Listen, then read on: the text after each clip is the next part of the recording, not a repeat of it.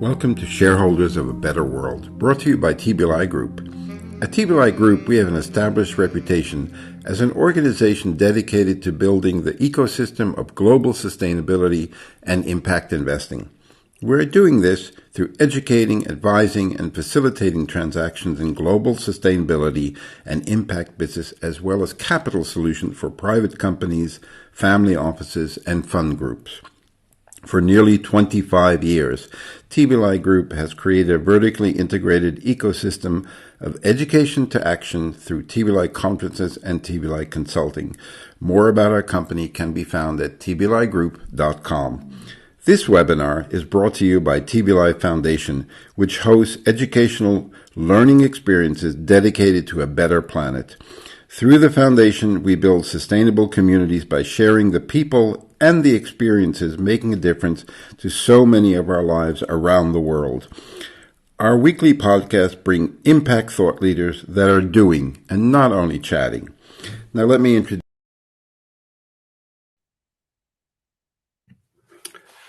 Good afternoon from our studio in Amsterdam. Before I introduce our very important guest, just some housekeeping explanation for those who've never joined before.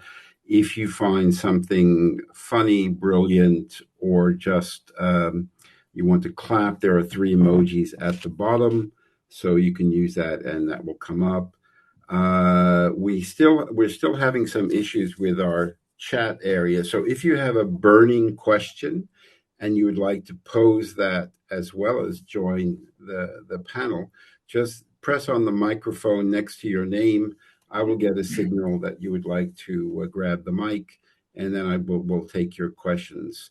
And at the end, we about an hour or two later, we'll send the replay for those who are here to watch that, and also contact information to follow up with Anthony. So I'm really thrilled because one of my favorite people, Anthony Zola, has agreed to take time and actually tell us about his journey for since 1970 in the social auditing space. And he's one of the few people that actually is hired and paid to speak the radical truth. Not always happily paid, but people pay him to check out if this project is kosher. So Tony, probably good evening for you. You're in Bangkok. So thank you so much. Tell for those from the audience that don't know who you are or the work that you do and why you do that, just share your story. I'll go on mute while you're speaking. Good evening, Robert, and just to tell you that it's an honor for me to be with you here today. I've been a fan of TBLI now for since the beginning, I believe, when I met you here in Thailand and gave some presentations at some of the conferences that you were holding out here in Asia. So I'm really honored to be with you once again. Thank you for the opportunity to share some information with investors and people that might be able to use some of the information that I've accumulated over these many years. Yes, I've been in Asia a long time. Came out here in 1970 as an American Peace Corps volunteer and ended up working in rural development almost my entire career. And then most recently becoming more involved in ESG investing and actually policing or auditing or following up on the environmental and social safeguards that are so very important for the people that are being impacted by the projects that the investors are investing in Asia. Most of my life has been spent working in agriculture and rural development. My degrees are in international affairs, international political economy, as well as economics. But I've ended up working in agriculture almost my entire career.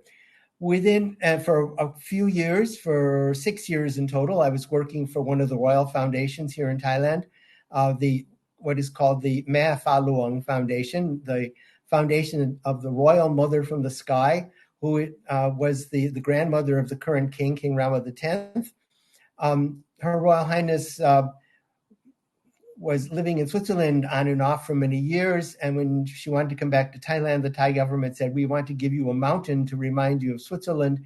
And so she took the mountain only because she said she could work with the villagers. If she could work with the villagers, she would accept the mountain. And so she did. And so she was doing opium replacement. So I was working for a foundation where we were promoting alternative development, and that meant the alternatives to opium being planted. So we worked in northern Thailand, also in Shan State in Myanmar, Burma, as well as Afghanistan, and in Aceh, Indonesia, where drugs are being produced in large quantities. I helped them establish something called the Center for Social Entrepreneurship. And so that continues to operate and it working in different communities all over Thailand. So I worked with them, as I said, for 6 years and got a lot of knowledge on alternative development and opium replacement and all of that. In 2007, though, a new opportunity showed up, and that opportunity had to do with social auditing. I've been working since then, since 2007, with one company essentially as a consultant, but part of a team of people who are hired to go out and make sure that the companies that are building hydropower projects in Laos are in fact providing the people with the entitlements that they promised to those people who have to be moved. These are people who have been resettled, people who have been relocated. And so the team that I work with actually consists of anywhere between 2 and 4 engineers who are involved in the technical aspects of construction and operation of hydropower plants and so forth. Usually 2 environmental people, one who handles gray, another one who handles the green environment. And then the social team, which is I'm one of them, and I usually end up working in livelihood restoration for the people who are being resettled or relocated. And then there's usually an anthropologist, because in a place like Laos, you're dealing with dozens and dozens of ethnic groups who are minorities in Laos and who require an anthropologist to work with them. So what we do, and the reason I was very pleased that Robert invited me to join you today is I'm on the front line. I'm a practitioner.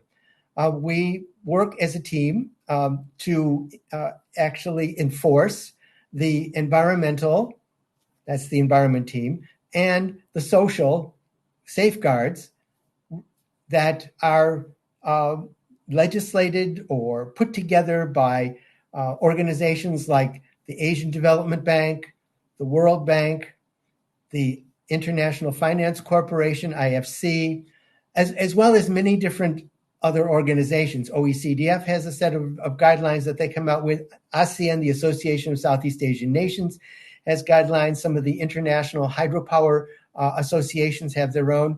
And so what our job is to enforce the implementation of the safeguards at the village level. Since I have spent more than 50 years in Asia, my second language is Lao. My third language is Thai. And so I'm able to go out and speak to the villagers and follow up to make sure that they've received what was promised to them when they agreed to be resettled. And so that's sort of the basis of the work that I'm doing at this point in time. I have 4 hydropower projects in Laos that I'm working on now. I'm also working on the largest wind power project in Southeast Asia. It's called the Monsoon Wind Farm in southern Laos, which is being just getting started. The hydropower projects are now well underway. In total in Laos, there will be a total of 101 hydropower dams, 63 of which are operational. Several of them are on the Mekong mainstream as well. And so there are a lot of people being moved around and shuffled around, and there's a lot of people whose livelihoods are being upset. And so my job is to go out there and make sure that they're getting what they're entitled to. I think I'll stop there for the moment because you can lead me in whatever direction you'd like to go, Robert. Yes, well, I have a lot of questions. How successful was the opium replacement story that you did with the Mafalong Foundation? can you give us some facts and figures? What was the end result? Yeah, the end results you can see actually in the annual reports that come out of the United Nations Office on Drugs and Crime, UNODC. They will have, they used to have a separate report on Thailand, a separate report on Laos, a separate report on Myanmar or Burma.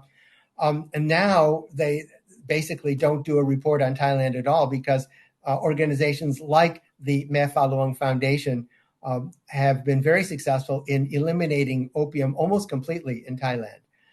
So there's no opium left that of any consequence. There's a few hectares here and there, but it's usually not for trading. It's for use by some of the ethnic groups that are actually using it. In Laos, the amount of opium under cultivation has gone down significantly. So they don't even get a separate report any longer. It's sort of a one or two pieces of paper that gives a summary. The one that's gone up, and there was just an article in the press this morning, in fact, in the media, that talked about a 33% increase in the amount of opium being cultivated in Myanmar, in Burma, because of the civil war and because of the need of the ethnic militias to try to make money to buy more arms and ammunition to fight against the Burmese government. So it's going up. But normally, the reason why in Latin America, cocaine is still vastly cultivated is because it makes money for the farmer. So what did you give them that made money for the farmer? Yeah, actually, if you look at some of the research that's been done on opium replacement, the price of opium at the farm level is very low. It's just considered another crop. So really, the villagers don't make money. It's all those levels of middlemen in between that are actually making the money. The reasons the farmers would grow opium in the old days, in the past, is because you were certain that a middleman, a trader, was going to come to your house and buy the opium. Full stop. With other crops, whether it be rice, and in this case, people are living in highlands or upland areas, so they have to grow upland rice, or if they're growing cassava, or if they're growing different sort of crops, maize, for example, they would have to wait for someone to show up to buy that crop, and maybe those people would never show up because they're living in remote areas and they're very difficult to get to. Whereas the opium trader would go there and he would arrive and he would buy the opium. And so that's why they were growing it. Okay. And getting back to the guidelines that you mentioned, I mean, there's various DFIs are using guidelines. So you're hired by a consulting company who is engaged by the development finance institution. We want to put $1 billion into this. Make sure all the boxes are ticked. We don't want any negative publicity that we forgot something. So the consultant says, "Oh, I got to hire Tony again. He's such a pain in the neck. I'm afraid that the project will be killed if we hire him." So you're hired, and you've got to do your job, and you find stuff that's not kosher. How do you deal with that? Yeah.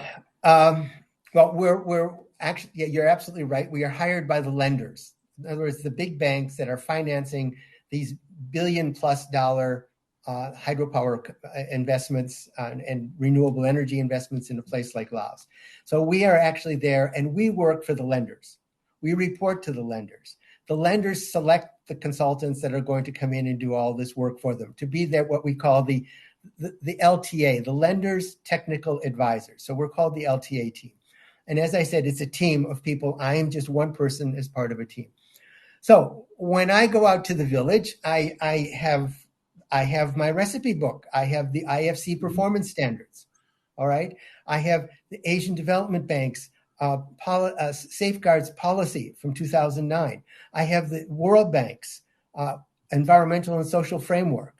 All right. And so my job is to make sure that what's happening on the ground with the people is actually what is prescribed by these guidelines, by these safeguard policies, by these performance standards.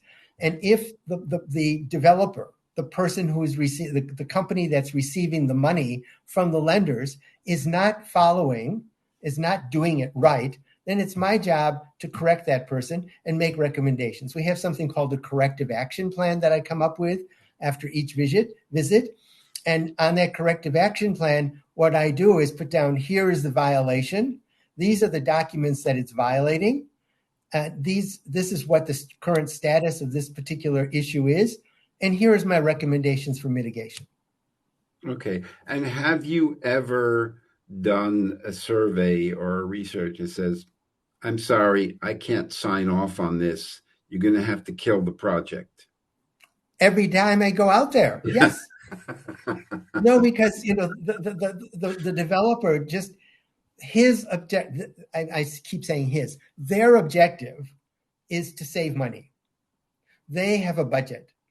The more money they can save, the less they have to mobilize from the shareholders. The banks, the lenders will come in and give money so long as the shareholders come up with some money as well. And so they want to limit their risk capital. They realize that social development is a what do you call it? The black hole in outer space. You can keep dumping money in there, and in countries like Laos and Myanmar and Cambodia and places like that, there is no end to the amount of social welfare that's needed. So the developer has to come in, and they have to build schools, health stations. They have to put in running water. They have to put in wells. They have to build resettlement houses. And it goes on and on and on. You have to provide scholarships for the students. You have to hire some of these people to come back and work for your company. Now, I haven't even mentioned, that's just hardware, and that's all easy. But I have to mention livelihood restoration. They make a promise in their concession agreements with these governments that they will ensure that after the 10-year resettlement period, the income of the villagers will be 200% greater than it was before the project arrived. And if it's not? They have to extend the resettlement implementation period until Tony is satisfied that they're meeting, and then they have to bring another set of consultants in, of course, to go in and do all the nitty-gritty socioeconomic survey, at the benchmark surveys every 2 years. They have to prove that they are actually there's a poverty threshold, there is an income threshold, and there's some other threshold that I can't remember right now.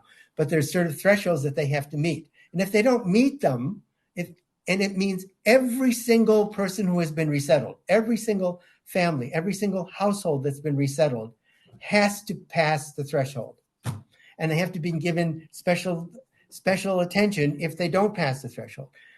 Meanwhile, keep in mind, in every single village or every community, you have people who are widows, old people, handicapped people, challenged people in different ways.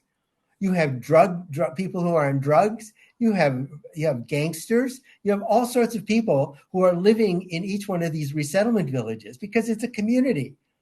All right. It's got everything that we have in every community is there in these communities as well. And so they all have to be taken care of. Okay. And you sent me something that I found really interesting. So I want to read it. You said, a consultation with all affected people, indigenous people, quote, the UN Declaration on the Rights of Indigenous People requires that the free, prior, and informed consent of indigenous people be obtained in matters of fundamental importance for their rights, survival, dignity, and well-being. The media shows all of massive abuses of indigenous people. But here it says, you've got to get that sorted out. How often is it really sorted out?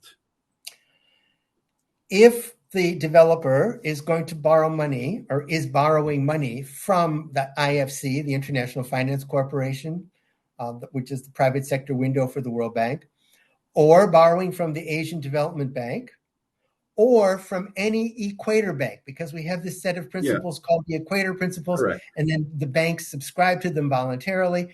The Equator Principles include the IFC performance. Tell the audience, what is the Equator Principles also? Okay, well, we'll go back to Not that. all the details, but just Yeah. in broad strokes. Yeah, it's just a set of principles that basically the banks agree to follow the IFC performance standards. Okay. Very shortly. Okay. So if they're going to borrow from any of these organizations I just mentioned, then they must take into consideration the special sensitivities of indigenous people. Now, Thailand has done a very good thing, and they said, oh, we have no indigenous people. Full stop. What? All right. Thailand has no indigenous people. They report to the United Nations that they have no indigenous people. Who are the hill tribes? They didn't come down until the 19th century from southern China. Oh, okay. So the Siamese were here first, and then the Lao were here, and the various ethnic groups from Myanmar were here. Anyway, they were all here before all those guys came down. And in places like Laos, however, where you have 63 different ethnic groups who speak 82 separate languages and so on and so forth, you have a lot of ethnic groups, and so each of these sort of ethnic groups has some indigenous rights. So you must hire staff to work for the developer, must hire staff to work for the developing company who speak some of these dialects, some of these ethnic languages, in order to have proper consultation with them in order to get free, prior, informed consent. I was told by one of the bankers, Standard Chartered Bank, and he was very active in getting the Equator Principles agreed, and then the amount of money reduced to what he says. When they started, the figure was too high because most of the garbage, it was in the smaller amounts. So, and he told me that he would cancel or refuse to fund projects if it didn't meet certain Equator principles. And then immediately the investment banker came to him and started screaming, there's my bonus is gone because you're killing a project over here. So you're also in that position. Unfortunately, Robert, ethical people are the most unloved people in the whole world. Nobody likes us because we're troublemakers. We're auditors. It's like, if your company's going to be audited, you don't particularly have to like those auditors who are coming in because maybe you've done some mischief that you don't want them to find out about. Here, it's difficult for the company to hide that kind of mischief.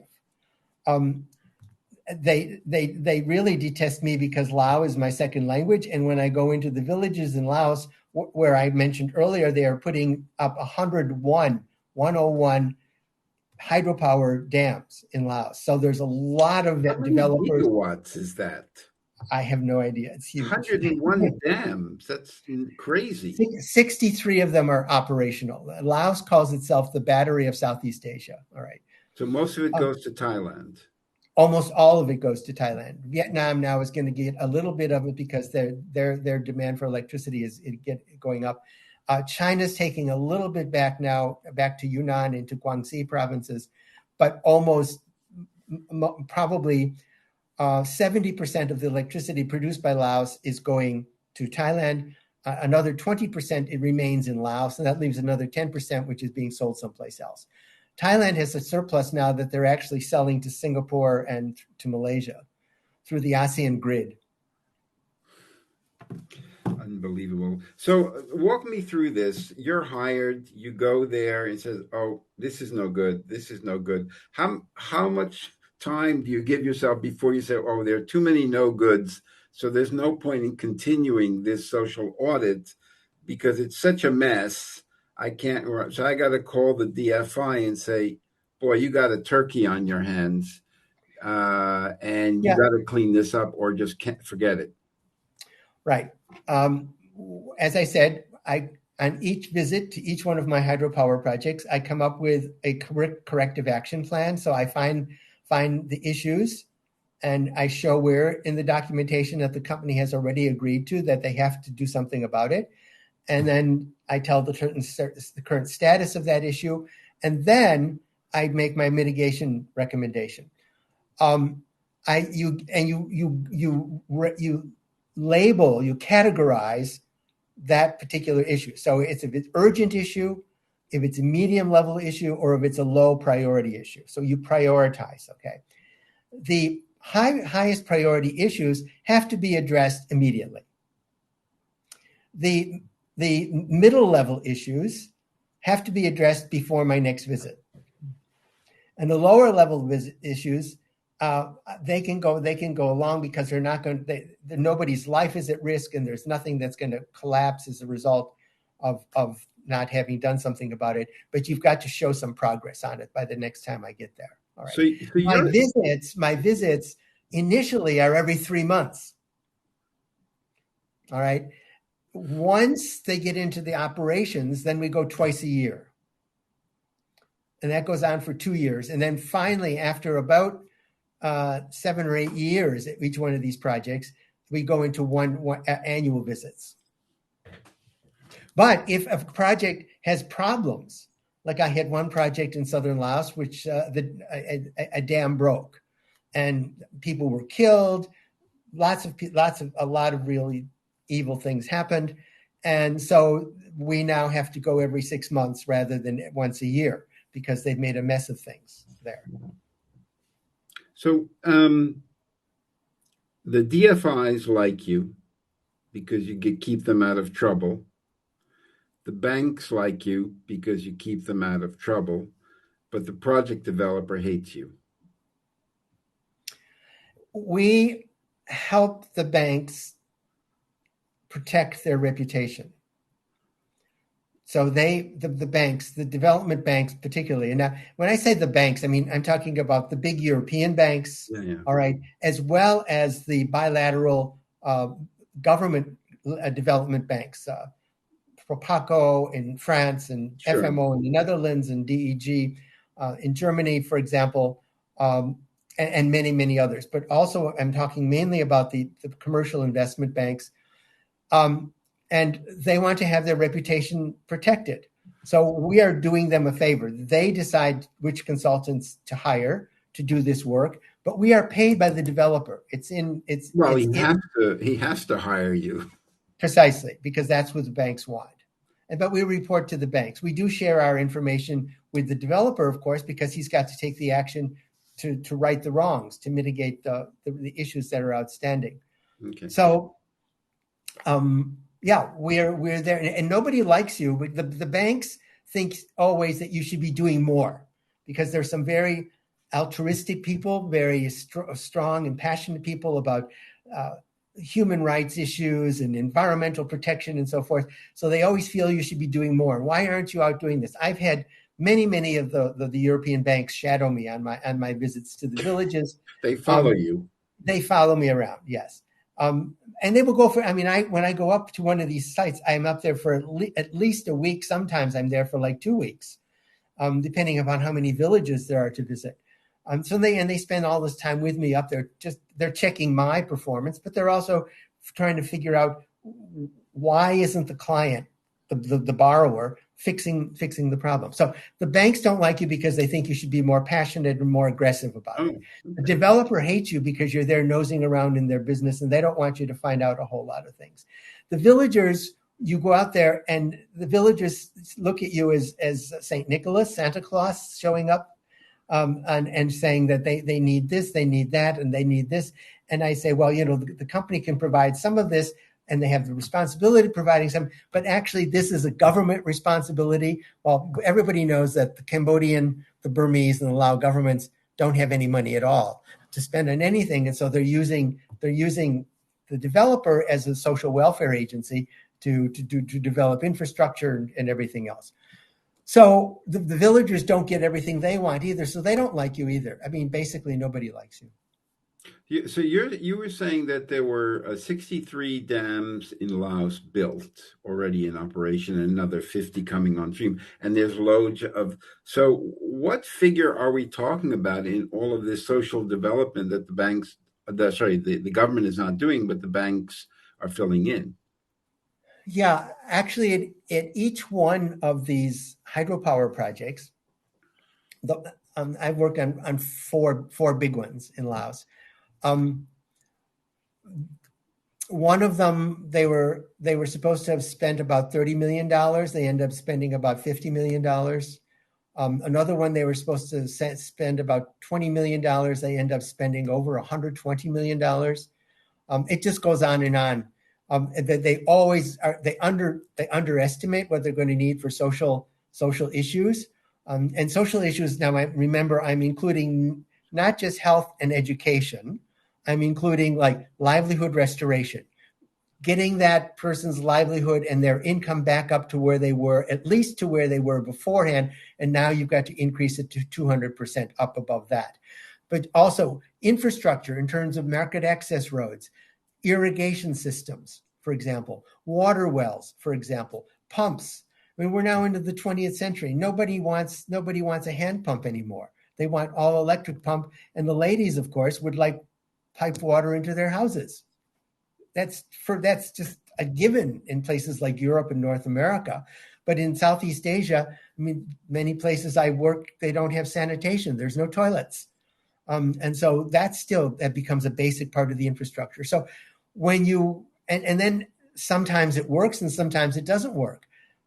I have one project where we've been building one suspension bridge, all right, not for trucks and big lorries and to go over, but just for hand tractors to go over, not even pickup trucks to go over. And it's been 5 years. It's collapsed 3 times already. And I mean, they can't even, so you have to wonder about the quality of the engineers as well. So, and of course, each time they've got to rebid the project to get another contractor to come in and build the suspension bridge, they've got to spend more money. Irrigation projects, it's like rocket science for some of these people. And so you're always over budget. But the work that you're doing theoretically is reducing costs because you're catching something in advance. Yes, exactly. And I keep telling the developer that. Listen to Tony. I've now had almost 20 years worth of experience on this. I want to save you money. My 100% attention is how do I save money for you? Because I don't want the bank's money, the lender's money, to be spent willy-nilly and being wasted. So my job is, and if you listen to me, this is what I've learned from this project. Don't believe me, go over there and talk to them. Here's their telephone number. Here's their email addresses. Here's how you get in touch with them. All right, and go and visit them and find out how they did it because they saved a lot more money. And what you're going to do is going to lead to a lot more money being wasted in the future. A lot of what you were talking about were large hydro or low carbon energy infrastructure. What about agriculture, which is the largest employer in the world? There doesn't seem to be a big. I mean, people talk about it. When I look at the projects, I don't see big ticket figures being allocated for that, or even for regenerative agriculture. Well, yes, but it's very big companies that are coming in to do that sort of thing. They don't need for agriculture. They don't seem to need to borrow money from any place. If they do, they will borrow it from their normal lender, okay. Since they're a good client. Since they're a usually, I mean, I have companies in Thailand like the CP Group, for example, which is a giant multinational agribusiness. And there's Temasek out of Singapore, which is a sovereign wealth fund. And so they have a number of subsidiaries, all of which are doing agriculture, all in Laos. All right, large plantations. And I'm talking about 10, 20,000 hectares of coffee plantations and banana plantations and things like that. And so they don't borrow money and they don't follow any safeguards. Apart from the Mafa Loan Foundation, that you've been involved in, what was for you the most rewarding and successful? You don't even have to mention the name; just maybe describe it if you can't. That you worked on. That really, this is a perfect case study of how you should do it. Okay, I've got 2 of those. Number one is the Doi Tung project, DOITUNG. So if you go to Doitung, DOITUNG.org, you will be able to find how to spell and all that with the Mafalawang Foundation. All right, because the Doitung Project is the mountain that Her Royal Highness, the Princess Mother, took when she came back from Switzerland. And that's where they were growing opium, and that's what they developed. And that to me, I did a study for the Rockefeller Foundation a few years ago. It was one of my models as a sustainable developed project. It continues to be sustainably developed. They've reforested the mountain. They are planting macadamia trees as shade for the Arabica coffee and the tea that's growing on the mountain. All of these, plus flowers and beautiful, beautiful gardens. They're doing ecotourism, a combination of balanced agroforestry on the mountain. They're doing small scale processing on the mountain. It's and they're using every single bit of waste that they create, even the waste that the tourists bring up there. They're using all of that as well. So it's probably the project that I feel is most successful. I got there sort of in the middle of it and took it to such a level that we could now claim it was successful, and then we could set up this Center for Social Entrepreneurship based upon the Doitung model. All right. Mm-hmm. That's number one. And the second one is also in Thailand, and that is an irrigation project in northeastern Thailand, where it was actually an area that had a lot of insurgent problems back in the 1960s and 70s, and villagers were very upset with the Thai government because they were being flooded in the wet season and they had drought in the dry season. So with American assistance, the government came in and put in irrigation systems, and then I showed up and I diversified their agriculture. Moved them out of rice. They could do their wet season crop of rice, and they got enough rice now. We controlled the floods. We controlled the drought. And during the dry season, we do contract farming, and we're doing vegetables for value-added processing by small-scale enterprises in the local area. And it all works out very, very well. Again, very successful, very low drug use by the people in that area. A lot of young people staying behind, doing seed multiplication, for example, of things like seedless watermelon seed, tomato seed, and so on and so forth, for very large companies, for Burpee out of California, and for many other companies like that. So I'm very proud of that. And I have one hydropower project in Laos, which I think has done an excellent job. Because of the confidentiality clauses in my contract, I can't mention their name, but they've done an excellent job. But I'll tell you that it's a Norwegian investment. Okay. And that if you go do your homework on the internet, you'll see there's only one big Norwegian investment in Laos. And the worst one? Or there's too many to name?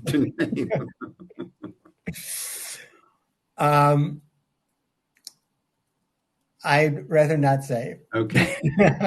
Several, I guess. Yeah, there's some that are really, really bad. How do you deal with? You're dealing with it. How do you deal with the corruption issue?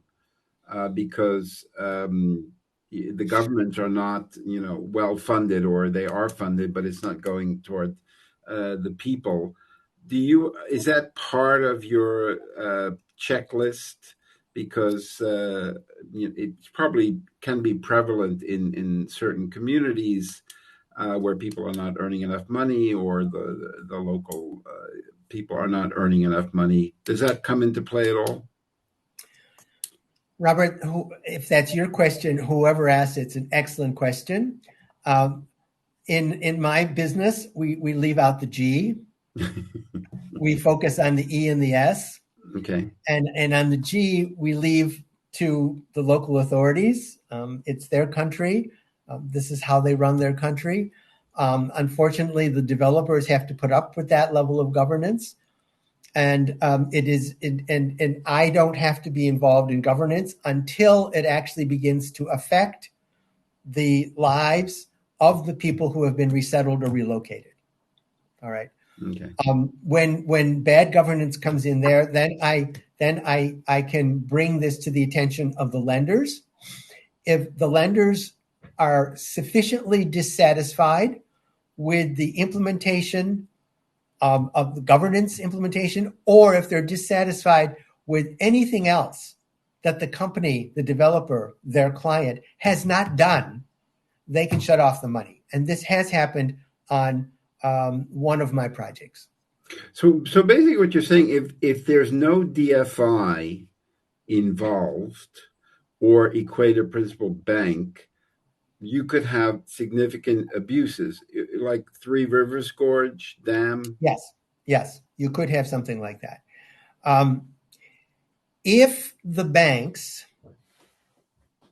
are, I'm going to be sort of intimate with you here. If the banks are a bit wimpy, if they don't care, then the lender's technical advisors are useless.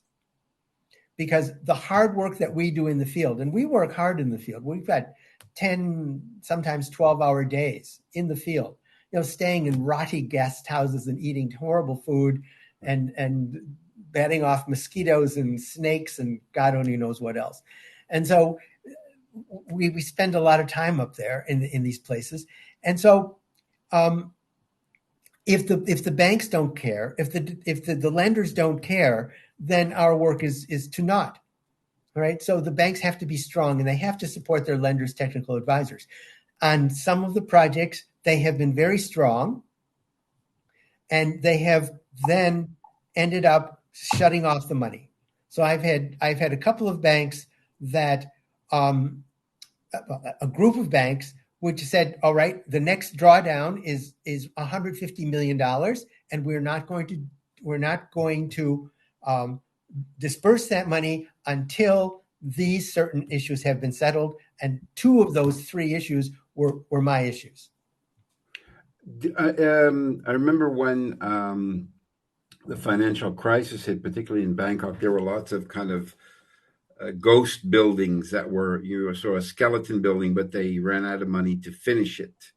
Do you have that situation where people are not the lenders are not giving the drawdown, so it's just abandoned and it's like a quarter finished? No, not at all, because the lenders, they're afraid to death that developers going to walk away.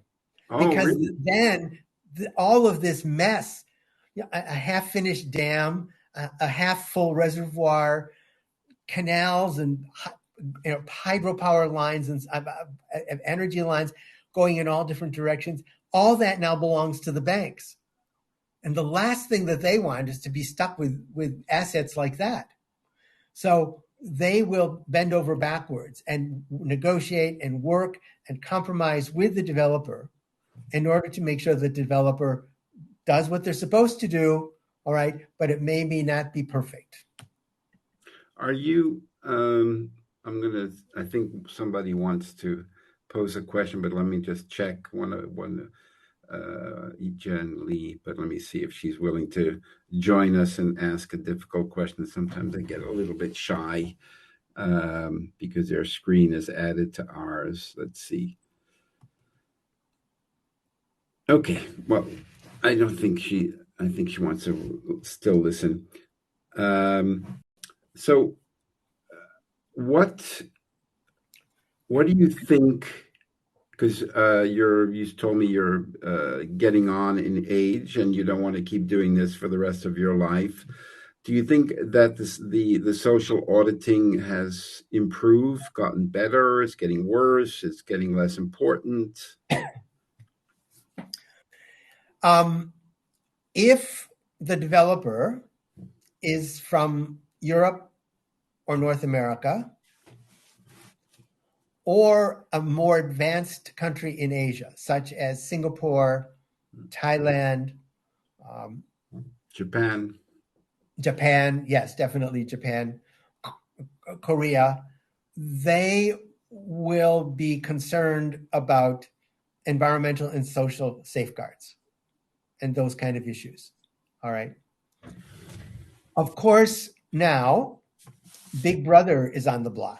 Mm-hmm. We have China, who is practicing a lot of debt diplomacy. Mm-hmm. And so they are making deals with the Burmese, the Lao, the Cambodians. They're coming in, and in exchange for debt, they will take resources. And so resources could be in the form of water. And so the Chinese will come in and build medium or large or medium scale hydropower projects, and then they won't do any safeguards at all. They just give a lump sum of money to the Lao government, and they say, okay, these are your people, this is your environment, you take care of it. All right, you want whatever you need finished needs to be done, you do it yourself. We don't want to be bothered. We want to build the dam. We have Chinese engineers come in, build the dam, put up the grid system, and ship the electricity back to China. All right, and that's what's happening in northern Laos right now, in fact. And so they are less willing to cooperate on environmental and social safeguards. Having said that, Robert, I always try to leave you with some good news. There is a new bank, the AIIB, the Asian International Infrastructure Bank. AIIB. And it is sort of a competitor to the World Bank and a competitor to the Asian Development Bank and so forth. Their purpose in the beginning was to finance the BRI, the Belt and Road Initiative that China is installing all over the world. But they are now looking, and I know that they are poaching safeguard specialists from the World Bank and the Asian Development Bank by paying them more and going to live in Beijing. Okay. All right. And so that's a good sign. And that means that if these people do get there, they will at least AIIB will at least have some sort of a environment and social safeguard framework that they will then be able to enforce and use as they see fit. China is very keen on the infrastructure in Africa, but the complaint that I hear from several of investors and fund managers there is that what Africa needs is SME funding. And it seems in the same way, a lot of this investment is for infrastructure investment, but not for SME funding, which would create lots more local jobs. Is there anything happening along that on an institutional level in Asia? Yes. In each of the hydropower concession agreements that the developer signs with the government, that stipulates in there that at certain times in the resettlement implementation period that there must be so many people locally working for the company. Okay. And the older the project gets, the more Lao people have to be working for the company. Yeah, and then you have people making food for them and drivers. No, and we're talking about professional staff now. So on almost all of my projects, the foreign manager, the foreign environment and social manager, the foreign technical manager has been replaced by a Lao. Okay. So it's happening, but you have to and they're investing also in training many people to come. They will send people on scholarships with the proviso that you come back and work for the company and you work in a certain position. So you've got some safeguard people coming up now. I think many people will be surprised that it's quite strict about these type of Equator Principal Finance Bank or DFI finance projects, that it's quite strict as the requirements that they want to have to avoid reputational damage, and that people like you have a great future because they all want this. Because we all thought, as long as they're making money, what do they care? Yeah, I have, and I keep trying. That's what you're saying is how I sell what I'm doing to younger people. Okay, hey, there's a bright future here if you want to do it. And so I now have about a half a dozen of Lao, both men and women, that have experienced me as a lender's technical advisor, as one of their auditors. And they seemed to be so inspired by my passionate approach that they ended up becoming social safeguard and environmental safeguard people as well. So one of them has actually set up her own company to do that. And she was a Fulbright scholar and studied in the United States, studied environmental management in the United States, has an undergraduate degree in civil engineering from Laos, and she set up her own company and she's doing social safeguards now. And what is the training background required for this type of work? Yeah. Well, depending, if you're going to be working with indigenous people, ethnic groups, then you need to have some sort of really deep social background, preferably be an anthropologist, so that you understand the sensitivities of these various ethnic groups. If you're going to be someone like me who handles more of the livelihood restoration part of it, then it's good to have a degree in economics or agricultural economics or experience in rural development, that you can take lessons learned from elsewhere and apply them to the various situations that you're going to encounter when you're dealing with each one of these resettlement villages and trying to restore their livelihood. What can this audience that's listening live, unfortunately most will be listening to the replay, what can they do to help you? Because it seems like you have loads of jobs and gigs and the money's there, so you don't see, because often people are looking to raise money or that doesn't seem to be the case. It seems you just want more people to enter the field. Well, yeah, we need more local people to enter the field than anything else. We need people who are truly interested in working at the village level and have some language ability as well to come and work in the field. But I think if your audience are bankers, if they're lending money out, then I want them to be strong.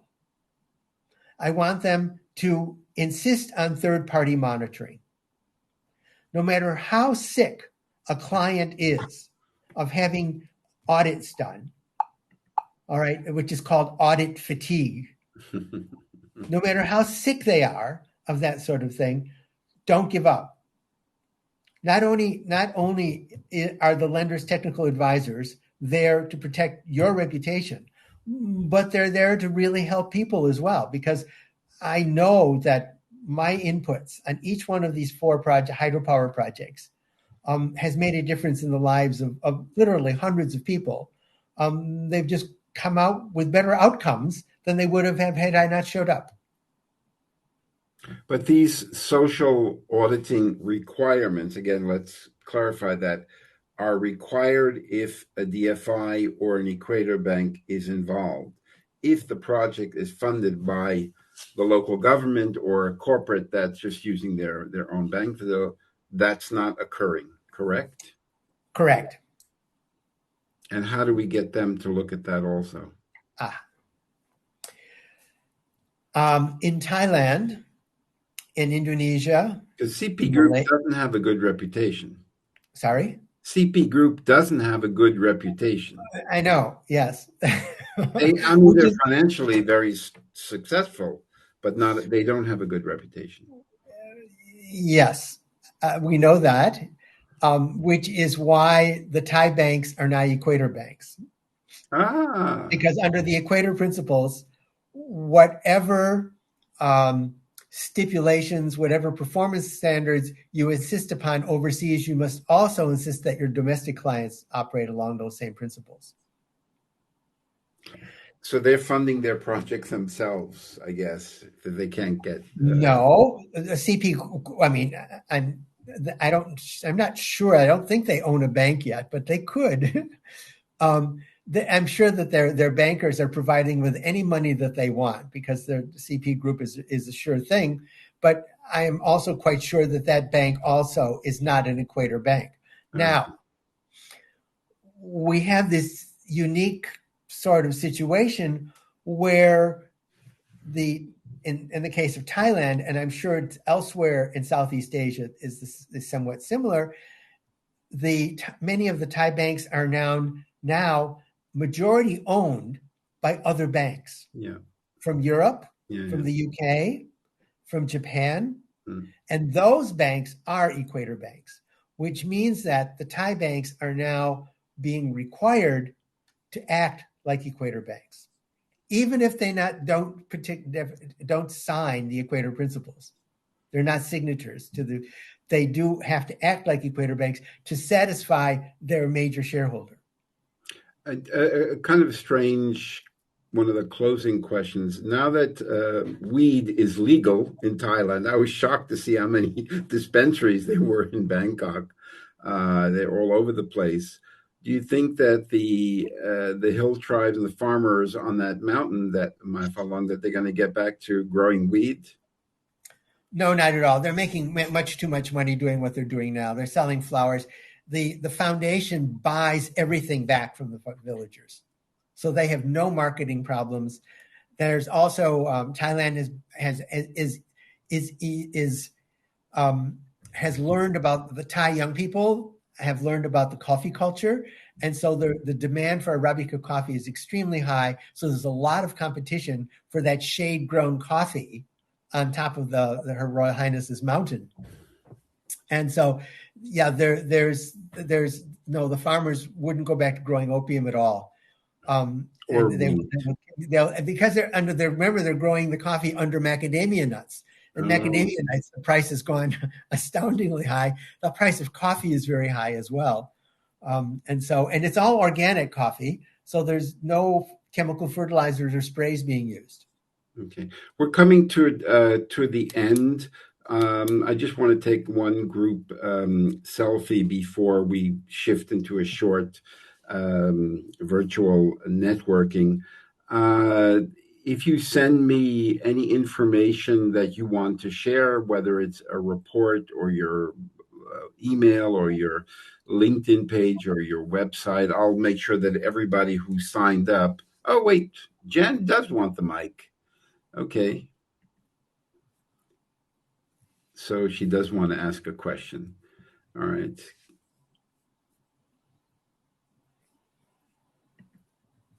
Okay, I gave you the mic. You have to join the stage then. Oh, it's coming up now. Hang on one second. Let's see if this works. Oh, okay. I've given you the mic, but it doesn't seem to be working on your side because I don't see your screen being added. Oh, okay, there you are. You're on. Okay. You can talk now, Jen. Hi. Hi. Sorry, I've had a few glitches on this side. Can you hear me? Yes, we can hear you. Okay. From a public Just standpoint. tell everybody who you are. Okay. My name is Jan Lee. I'm a journalist. I write on a variety of topics, including environmental topics. I was curious from a public standpoint, and I realized that every country is different in terms of this question, but how much growth is there in terms of public knowledge about the importance of the kinds of work that you're doing and these questions on sustainable development?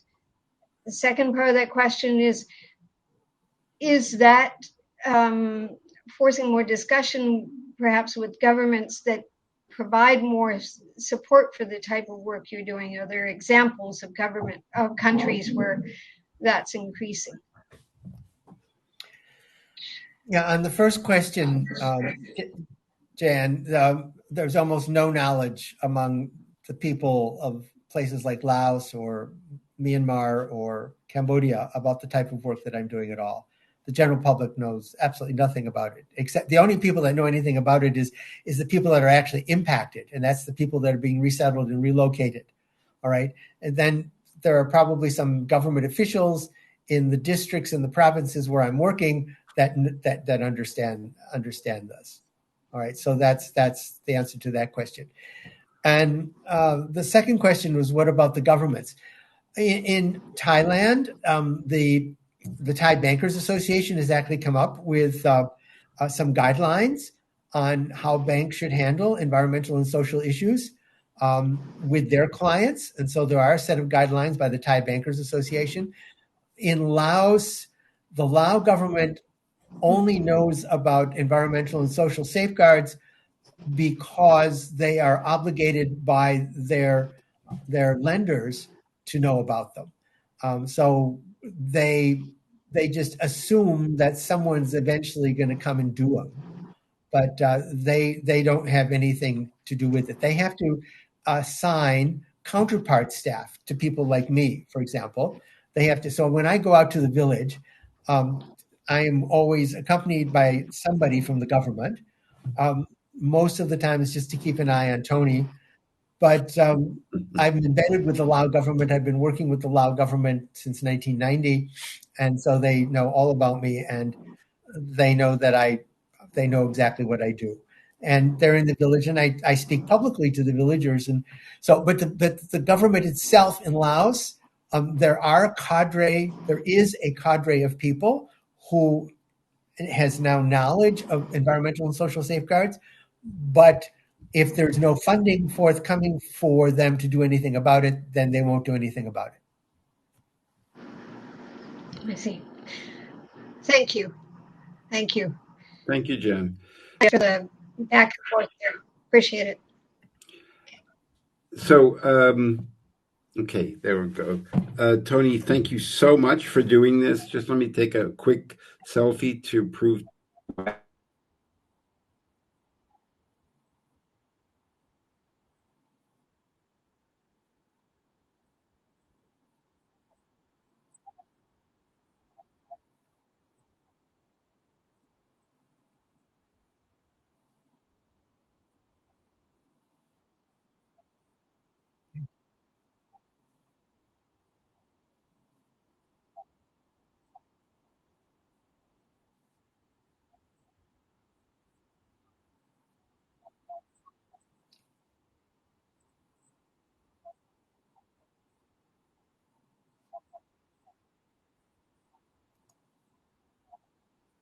something today and not hang out and playing cards for your time and also for kind of this. And I share with thank our whole Sam, our better half, integrity, human research coach, and Marjorie Taylor Greene, a Nobel Prize nominee for stupidity.